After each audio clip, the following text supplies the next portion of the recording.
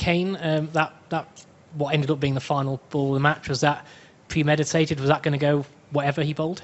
Yeah, I was looking to hit a boundary, ideally a 6, but yeah, after what Stark did at the other end for the new batsman coming in, it was obviously quite tough, so trying to get a boundary away was sort of the plan, wasn't it, Trent? Trent, what were your thoughts as you were padding or having to put your pads on and walk in at 9 down there to face this couple of balls? Yeah, I was pretty wound up, that was for sure. Yeah, I got out there and Kane was saying I was going about 1,000,000 miles an hour, but he quickly slowed it down for me to simplify it. If I got through those 2 balls, then we could move forward from there. So yeah, it was great to get there. Kane, as things were developing, you still seem to be quite serene with your batting, with your approach and your technique. None of still getting in line, etc.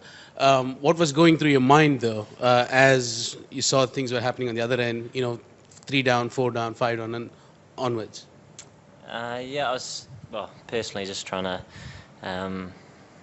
keep the total out of mind, I suppose, and just bat. The longer you spent out there, the better the chance of getting across the line. I thought Australia bowled outstandingly and made it very difficult for us.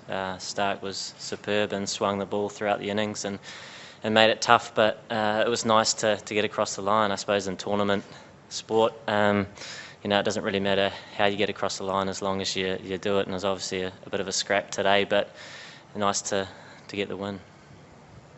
Kane, when that ball was flying towards the boundary, what were your thoughts? Like, what were you thinking? Did you suddenly feel like a bunch of pressure come off your shoulders, or? That's a good question. It was nice to, to be honest, I thought it was going to be a bit shorter, and so when it was up there, it was nice to get the ball in that area and connect and hit it for 6. So it's great to, like I say, get across the line, and that was what Trent and I were just trying to do at the end there. Obviously, Australia made it really tough for us, but we fought all the way through, and every little partnership counted. You showed a lot of faith in your tail when you took that single to put Milne back on strike. What was your thoughts there? Well, when we needed 7, every run obviously seems quite significant, and we still had 3 wickets left, so I thought it'd be okay. But obviously it was pretty tough, and it was great that Trent came out and showed that nerve and kept out 2 balls to give ourselves the opportunity to do it the other end. So yeah, it was a good team effort.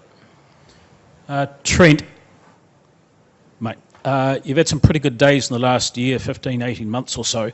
That 5 for 3 in that little spell, do you think that might be the best you've bowled in a very long time? You seem to sort of have it on a string. I mean, it must have felt good to you coming out. Would that be tops in recent times for you?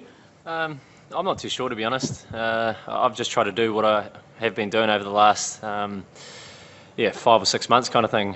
Pitch the ball up, try to swing it, and I got a bit of luck there with a couple of drag-ons, but no, it definitely was all go, and it was something that I'm obviously going to remember for a while, so it was just nice to add to the team and set up a reasonably low total and then chase it down, so yeah. Just for either of you, can you give me a sense of what this win means against the Australians? It's a round-robin game, it's bigger fish to fry, but can you give a sense of what it means to the team internally, I suppose? How much of a boost it will give you coming out on top today? Yeah, I think obviously Australia are number 1 in the world, so whenever you play them, it's always a really tough match, and they'll never give you any easy runs with the bat or any easy wicket. So like I say, it's always tough to play them, and great to get a win against the best team. And I think the opportunity to play them is always a good one, because you learn a lot as well. So that was that's a big thing for us to beat a team like that and move forward in this competition. Kane, it's not often teams take Mitch Johnson for nearly 70 off 6 overs. Did you feel as though he was sort of, just not getting it quite right, or what was it that made him a bit easier to score off today? No, he's world class.